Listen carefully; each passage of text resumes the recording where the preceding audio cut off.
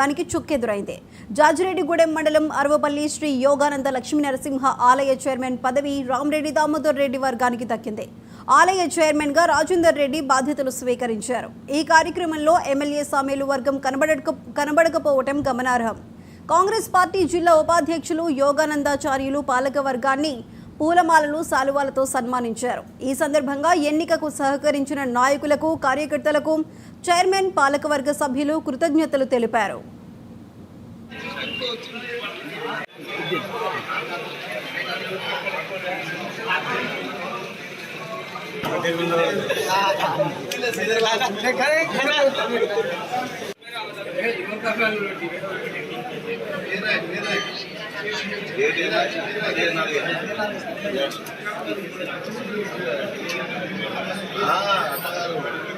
Already record అయింది 15 నాడు ప్రమాణ స్వీకారం పొరపాటు 2-5 అన్నాం మీరు రిపోర్ట్ తప్పైంది.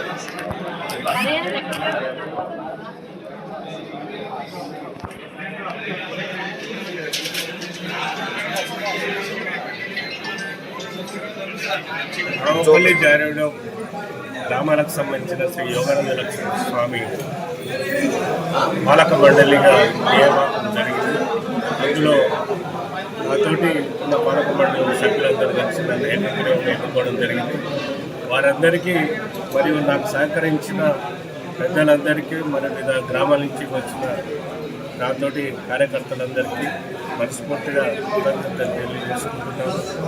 ఇది మహత్తర కార్యక్రమం అనేది ఉన్నది. ఇంకా ముందు ఆ కార్యక్రమాన్ని పెద్దల సహకారం తీసుకొని మేము దిగ్విజయంగా పూర్తి చేయాలన్న దానికి మా జిల్లా ఉపాధ్యక్షులు ధర్మేంద్ర యోగానందాచారి గారి సహాయ సహకారం తీసుకొని మేము ఇంకా ముందుకు వెళ్తామని నా ఎన్నికలకు సహకరించిన పాలక మండలి సభ్యులందరికీ మరియు వివిధ గ్రామాల నుంచి విచ్చేసిన కార్యకర్తలందరికీ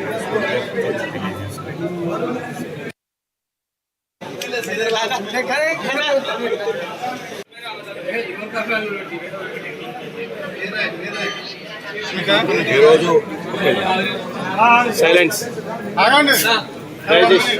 అరవపల్లి గ్రామంలో ఉన్నటువంటి ప్రసిద్ధ యోగానంద లక్ష్మీ నరసింహస్వామి దేవస్థాన చైర్మన్గా జాజిరెడ్డిగూడెం మండలంలో ఉన్న చైర్మన్గా